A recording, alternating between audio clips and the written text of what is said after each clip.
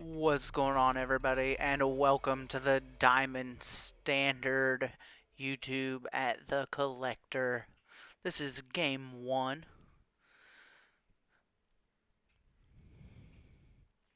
and of course, it's going to be against nature. Trying to dump some of those high cost cards. It was a pretty expensive opening hand. Going to be a challenge against aggro nature. They're always out there. Boar kills my creature there. Get out my fickle. Try to pump that up. Lightning strike, that's okay. I've got another one in my hand. Let's see what he's got. Yeah, get some apples. His board's pretty wide. Probably going to be a safe call to do something to try to clear it. So I Ragnarok and get some creatures out there.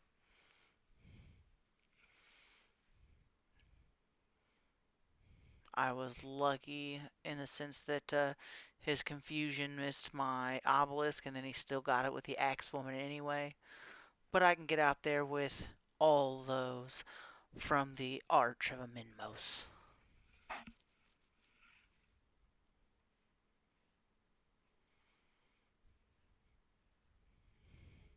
Doing what I can to get a little bit of creatures on the board, but basically this guy is controlling me into the floor.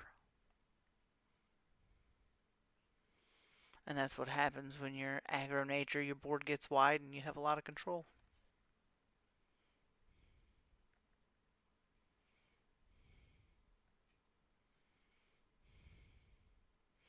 And then to rub some salt in the wound, he doubles his health up to 40.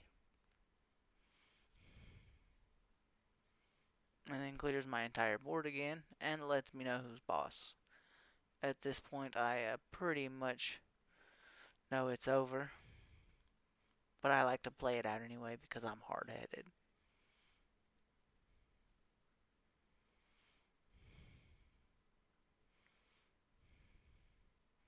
Yep, and that was me showing him that I knew it was over by wasting. So on to game two. I am 0-1.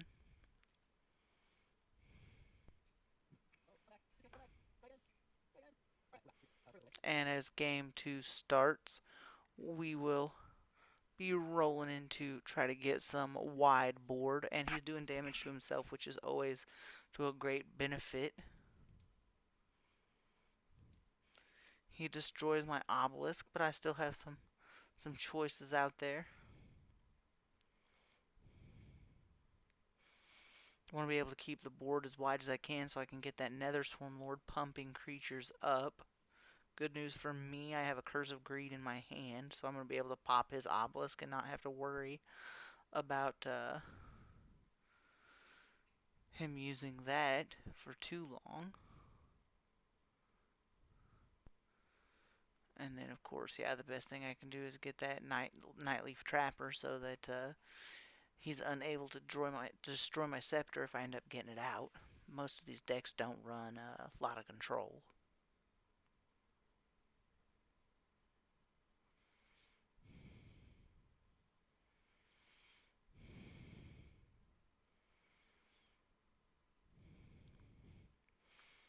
Then we're out here clearing his board up as best we can.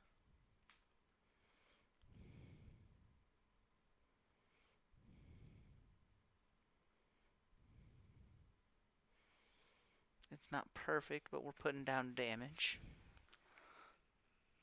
He is pretty wide at this point. Likely unable to control that.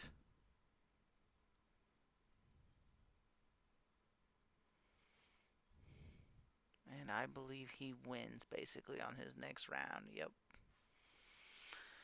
He sure did. Bundle of fun. Lucky for him. And headed into game 3, 0-2. What a grand time. Into a light deck. Light's going to be a good game to match up for me.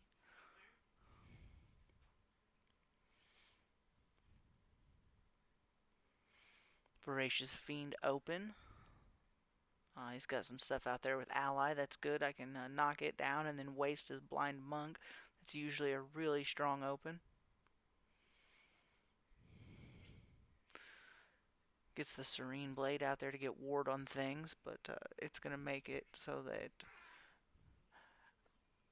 I'm still able to keep getting wider, which is going to be something he's going to have trouble with.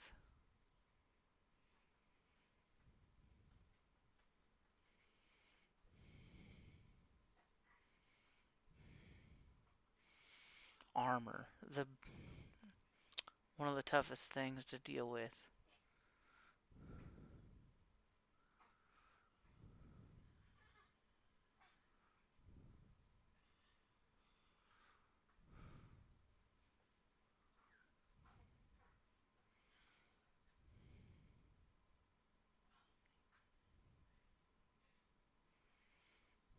If I recall right, I am going to have a crazy... Yep, I'm going to have to double Ray of Disintegration on this thing. Whew, 2 rounds to kill off one creature is a pretty tough situation, but...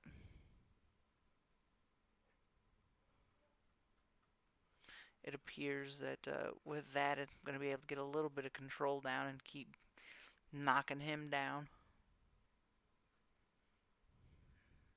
Nope, going to knock his creatures down, looking to control the board still. Gonna take a while to get there.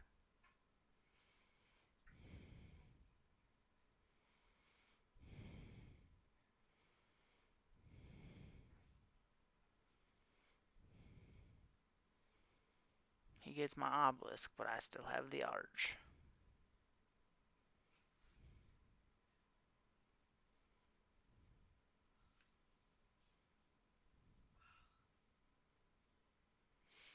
He has quite a wide board, but with the arch and the Nether Swarm Lord, I am able to get super huge each turn. And then if he honestly doesn't clear most of my board, I'll be able to just Corpse Explosion him. It'll probably take like 2 turns.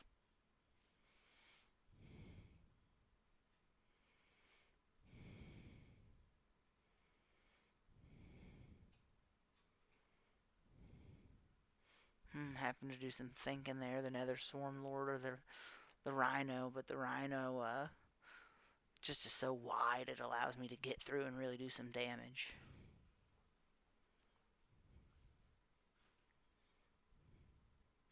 And it turns out he's able to control that, but when he knocks that down, it still gives me another creature.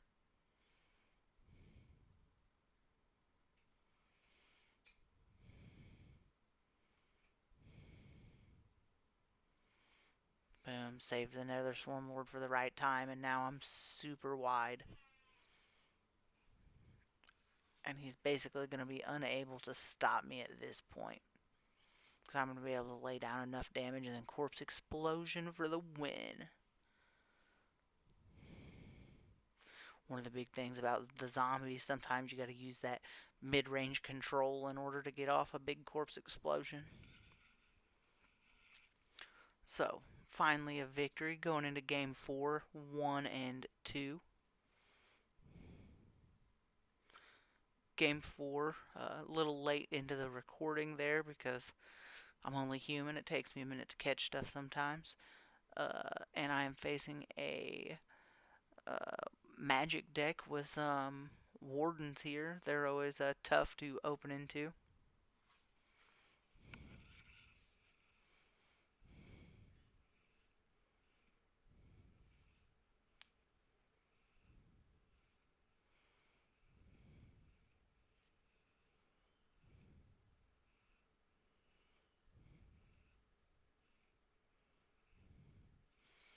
Trying to slow play getting the board wide and just putting slow damage down on him.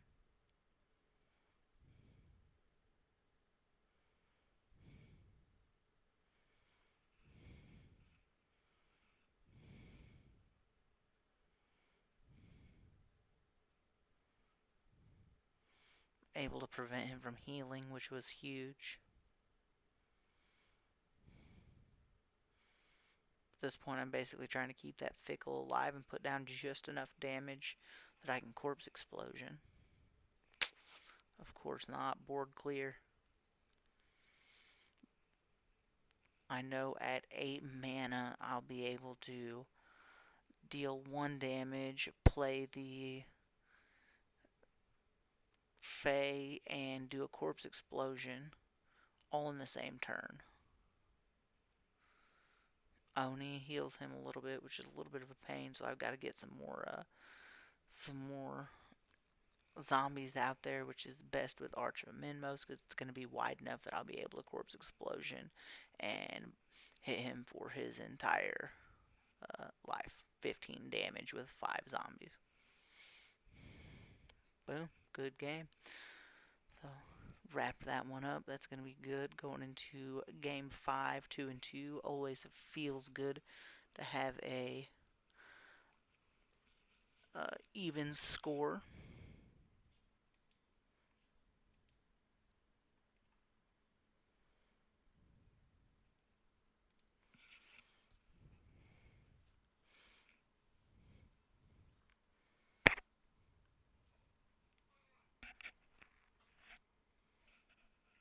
See, at this point, the good news is I still have the Necroscepter, and he has nothing happening here. He's unable to keep generating a lot of creatures. He's looking to heal, to sustain, but Nether Swarm Lord's going to get me draw. I'm going to be able to destroy his front line, get through, and kill both of his creatures, hopefully.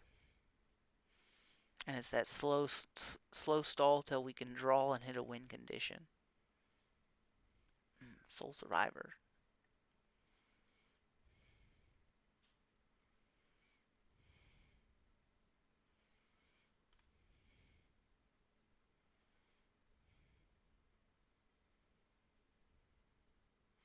Strong, but now that 5/5 Nether Swarm Lord, card draw, the heal. It's tough to catch up once you get ahead, and the surrender. So look at that. On day 2, doing well, heading into game 6 at 3-2. 3-2 is pretty strong. Gonna be looking to make a lot of God's tokens today if I can. Open up strong into this aggro nature. Little bit of a pain in the ass with the burning talisman, seeing as it gives each creature that dies, if my creatures die to burn damage and he has a creature on board, it gains 1 regen for each creature that dies that way. So it can make his board incredibly hard to kill off. But I know against this kind of deck, basically the best strategy is try to take it to face and just deal as much damage as quickly as possible.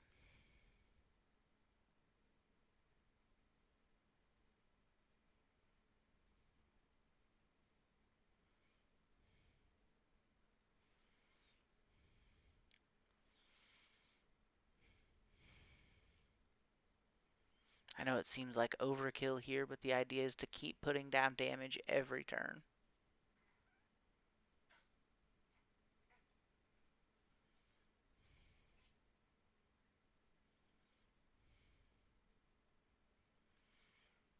And every turn, just keeping that damage pumping out every turn.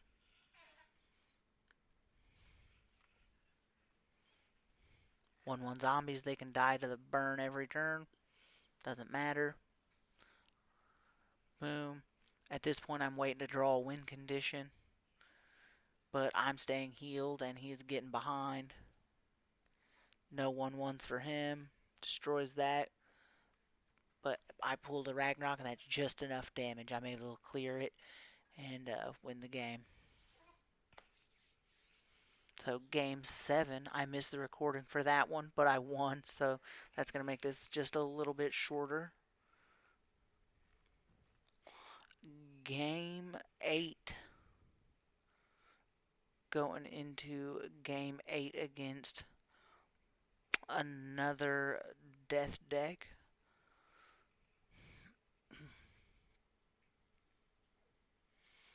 Opening up early with the spiders. And a scepter, very strong. At this point, I know that it's going to be a race to be the first person to get the uh, Nightleaf Trapper out of the store there. That's going to be basically what puts puts me in the lead if I'm able to do that, because it gets rid of his scepter,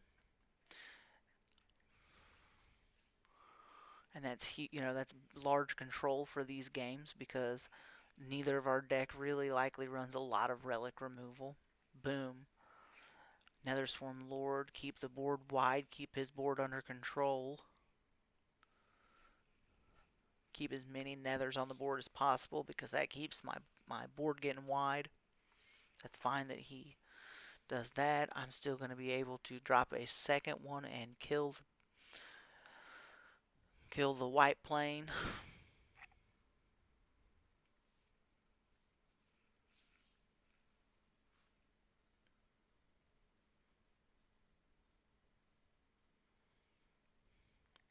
Took him a minute to figure out what the right decision was.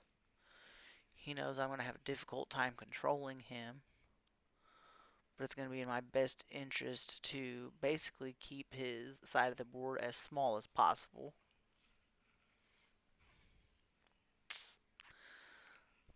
Yep. The entire board clear is a little bit tough to deal with, but I still had the Vampiric Skull in my hand to bring back the Obelisk, so it's really just about doing everything I can to keep the board as wide as possible, because I need to draw into that Corpse Explosion. A little bit of a moment to think about what the best action is, a lot of the times. These games come down to making one decision right. You make a mistake and boom, that's where your opponent takes the lead and wins from it.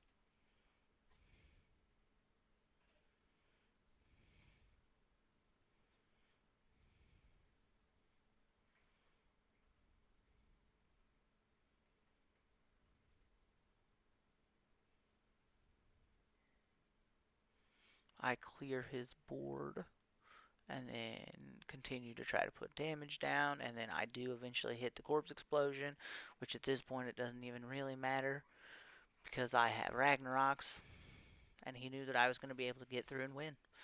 So that feels really good. Headed into game 9 at a pretty good record so far.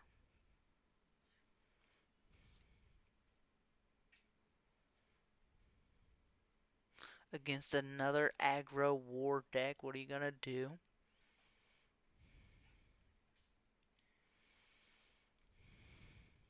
Of course, the best thing I can is get my board as wide as possible and try to control him.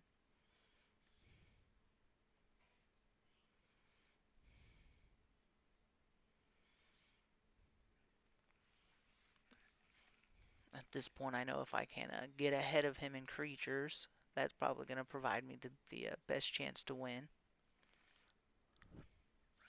He made a little bit of a mistake there, hitting me with the Odie that allowed me to get ahead.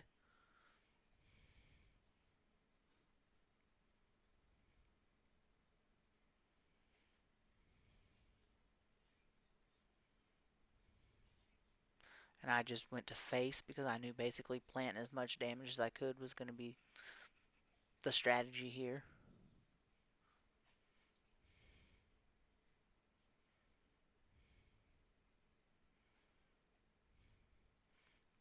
I clear his board. I still have plenty of creatures in my hand.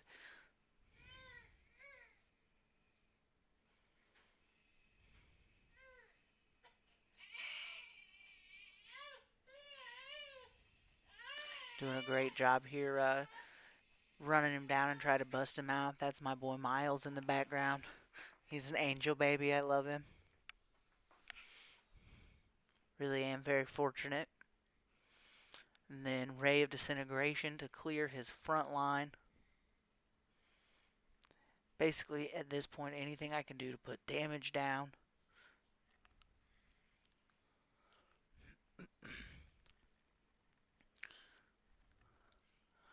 I was thinking that getting some card draw a good opportunity.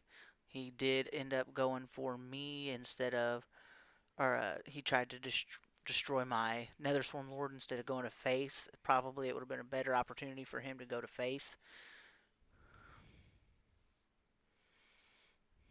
Because boom, he gave me an extra turn and then I drew into it to Corpse Explosion and bam. That sets me down at going into game 10 with 7-2. That is a pretty strong run for the day. No doubt any day that you get above a 50-50 win ratio is a good day. That means you're climbing or at least breaking even. A few days of a high win ratio like that and you're doing really good. So he's coming out strong, dealing damage to himself. I always love when my opponent puts some damage down on themselves because my deck is super aggro, so we can take advantage of people that deal their own damage. Bam, took more damage to face. So basically just going to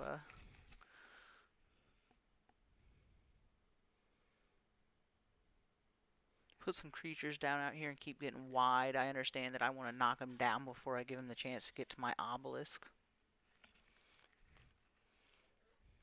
He's already taken a lot of damage from his banshees.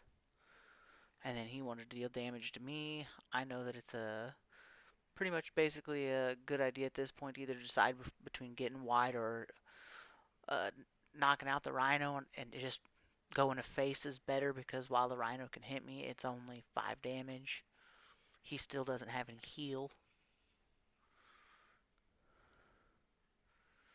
And his lack of heal basically allows me to,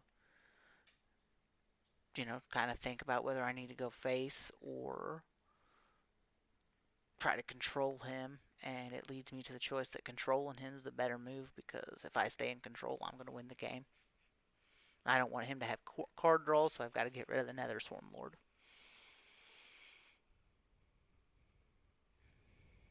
At this point, he's deciding if he stands a chance, and he has a pretty good opportunity here with Kyra coming out and dealing some damage, destroying some creatures, but ultimately he was unable to make it happen.